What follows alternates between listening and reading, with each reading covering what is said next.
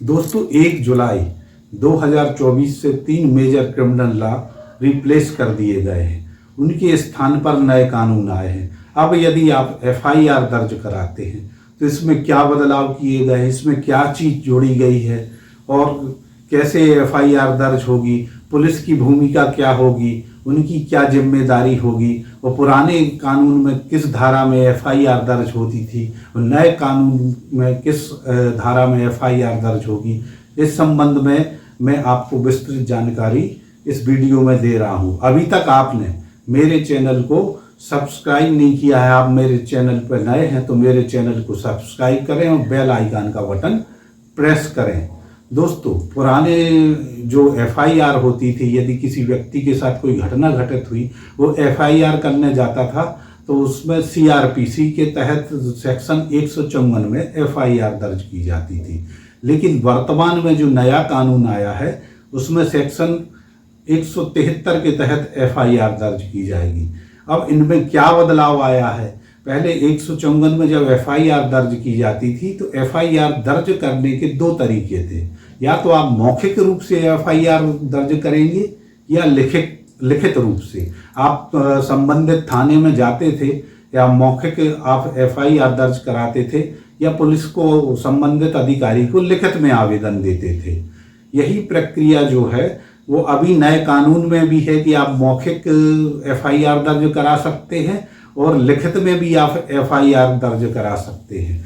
और जो भी एंट्री है वो रोजनामचा में पुलिस को करना पड़ेगी, मतलब दैनिक डायरी जो है उसमें पुलिस को वो दर्ज करना होगा कि घटना से संबंधित जानकारी उसमें लेख करना होगी। और अब इस पर क्या बदलाव आए हैं नए कानून में 173 में क्या बदलाव आए हैं, तो आप इलेक्ट्रॉनिक माध्यम से भी एफआईआर दर्ज कर सकते हैं। पहले क्या था कि महिलाओं से संबंधित जो अपराध होते थे, सीआरपीसी 154 में जब एफआईआर दर्ज होती थी तो पहले महिलाओं से संबंधित जो अपराध थे वो 0 एफआईआर किसी भी थाना क्षेत्र में दर्ज हो जाती थी। ये सिर्फ उन्हीं के संबंध में था और अन्य व्यक्तियों के संबंध में ऐसा था जो थाना क्षेत्र लगा है वहां जाके आप एफआईआर दर्ज कराएं। तो ऐसे में व्यक्ति काफ़ी परेशान हो जाता था। वो जाता था तो संबंधित अधिकारी बोल देते थे कि मेरा थाना क्षेत्र नहीं है, मेरे थाना क्षेत्र में घटना घटित नहीं हुई है, आप जाइए किसी दूसरे थाना क्षेत्र में मामला दर्ज कराइए। और आप वहाँ दूसरे थाना क्षेत्र में पहुँचे तो इंसान को जानकारी नहीं होती कि मेरा अपराध ये किस थाना क्षेत्र में आएगा, तो वो यहाँ से वहाँ घूमता रहता था या वरिष्ठ पुलिस अधिकारियों से भी उसको शिकायत करना पड़ती थी। ये पुराने जो सीआरपीसी है उसमें ये परेशानियों का सामना करना पड़ता था कि वरिष्ठ पुलिस अधिकारी की जब शिकायत करो तब कहीं जाके आपकी एफआईआर दर्ज होगी। अब हम बात कर रहे हैं जो नया कानून है और जो बीएनएसएस है, जो भारतीय नागरिक सुरक्षा संहिता है, इसके सेक्शन 173 की बात कर रहे हैं। इसमें संज्ञेय अपराध से संबंधित जो एफआईआर है वो इलेक्ट्रॉनिक माध्यम से भी हो जाएगी, मौखिक रूप से भी हो जाएगी और लिखित रूप से भी हो जाएगी। अब जो संज्ञेय से मतलब ऐसा अपराध जो गंभीर प्रकृति का अपराध है जिसमें पुलिस बिना वारंट के किसी व्यक्ति को गिरफ्तार कर सकती है, उसमें वारंट की आवश्यकता नहीं है। यदि गंभीर प्रकृति का अपराध हुआ है तो पुलिस उसको गिरफ्तार कर सकती है। आप जो भी ये एफआईआर कराने जाएंगे मौखिक या लिखित, अब उसका पूरा जो डिटेल है वो पुलिस को रखना पड़ेगा। और साथ ही साथ इसमें एक बहुत बड़ा परिवर्तन आया है जो क्षेत्राधिकार से संबंधित है। पहले महिलाओं से जो रिलेटेड था उसी में था ये क्षेत्राधिकार कि 0 पे एफआईआर कायम कर ली जाती थी। अब लेकिन यदि किसी व्यक्ति के साथ किसी राज्य में या किसी भी सिटी में कोई भी घटना घटित हुई है तो उसके नज़दीक जो भी थाना क्षेत्र पड़ेगा, कोई भी थाना क्षेत्र पड़ेगा तो वो वहाँ जाके भी एफआईआर दर्ज करा सकता है। ऐसा नहीं है कि अब उसको भटकना पड़े कि नहीं वो संबंधित पुलिस अधिकारी बोल दे मेरे थाने का मामला नहीं है, आप उस थाने में जाइए। मालूम पड़ा वो थाना क्षेत्र बहुत दूर था तो अब उसको वो पुलिस अधिकारी आपको मना नहीं कर सकता, उसको 0 पर एफआईआर उस थाना क्षेत्र में दर्ज करना पड़ेगी। और उस एफआईआर को दर्ज करने के बाद संबंधित थाना क्षेत्र को जांच के लिए भेजना पड़ेगा। मतलब आप किसी भी सिटी, राज्य या कहीं भी रहें, वो कोई घटना घटित हुई है तो वहाँ FIR दर्ज हो जाएगी। अब बात कर लेते हैं इलेक्ट्रॉनिक माध्यम से। आप इलेक्ट्रॉनिक माध्यम, जैसे रात के समय कोई घटना घटित हुई तो आप कहाँ भागेंगे और कहाँ से आप जाके थाना क्षेत्र ढूंढेंगे और FIR कराएंगे? आप अपने मोबाइल से या इलेक्ट्रॉनिक माध्यम जो भी है, ईमेल के माध्यम से और ट्विटर के माध्यम से या जो भी इलेक्ट्रॉनिक माध्यम हो, उनसे आप FIR की सूचना दे देंगे। मतलब आप FIR इलेक्ट्रॉनिक माध्यम से दर्ज करा देंगे। और इस संबंध में लेकिन एक बात जरूरी है, और जो ऐसे ही आपने वो FIR दर्ज कराई, वो उसी माध्यम से पुलिस वालों को वो दर्ज करना पड़ेगी। और जो शिकायत करता है उसे 3 दिन के भीतर संबंधित थाने जहां उसने सूचना दी है वहां जाकर आपको जो ईमेल के माध्यम से आपने FIR दर्ज कराई है उस पर आपको जाके अपने सिग्नेचर करना पड़ेंगे। वो पुलिस को यदि वो FIR जो आपने ईमेल के माध्यम से दर्ज कराई है उस पर पुलिस को जांच करना पड़ेगी और संबंधित जो जांच की गई है उसकी जो जानकारी है वो जो भी मजिस्ट्रेट जिसके एरिया में वो थाना लगता था, जो घटना घटित हुई है, उसको उस संबंध में सूचना भी देना पड़ेगी।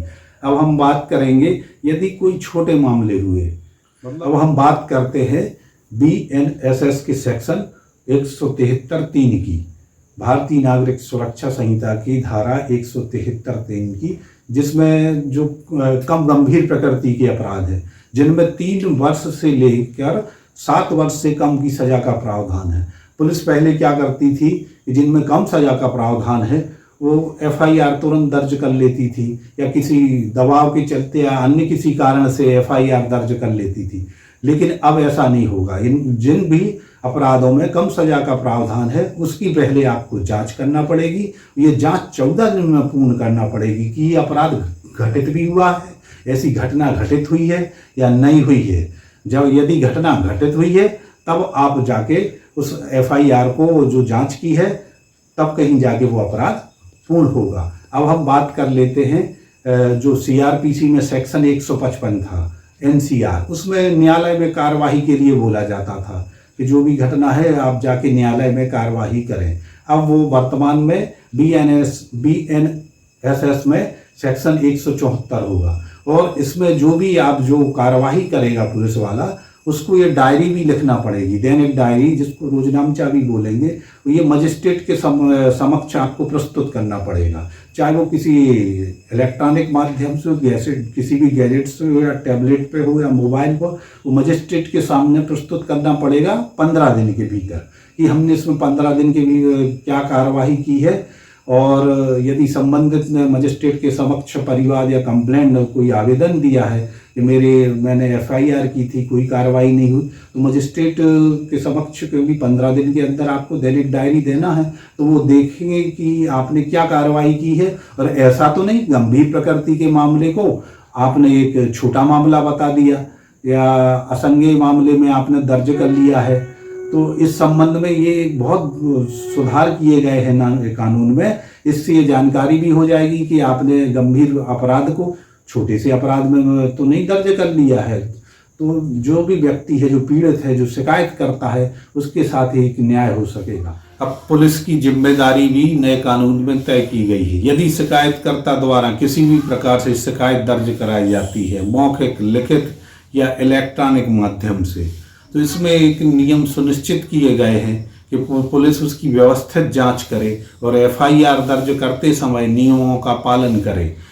ये जो भी है इलेक्ट्रॉनिक माध्यम से FIR दर्ज होना है, इस संबंध में शासन द्वारा पुलिस अधिकारियों को मोबाइल ऐप के साथ साथ टैबलेट भी उपलब्ध कराए जा रहे हैं। अभी क्योंकि इतनी मात्रा में टैबलेट उपलब्ध नहीं हो पाएंगे, इसलिए मोबाइल ऐप के माध्यम से उनको वीडियोग्राफी भी करना है। जहां घटना घटित हुई है वहां जाकर आपको पूरी जानकारी इकट्ठा करना है। यदि पुलिस द्वारा इन नियमों का पालन नहीं किया जा रहा है और अपनी मनमाने तरीके से किसी भी प्रकार से कोई कार्यवाही की जा रही है तो उसके विरुद्ध कानूनी कार्रवाई की जाएगी।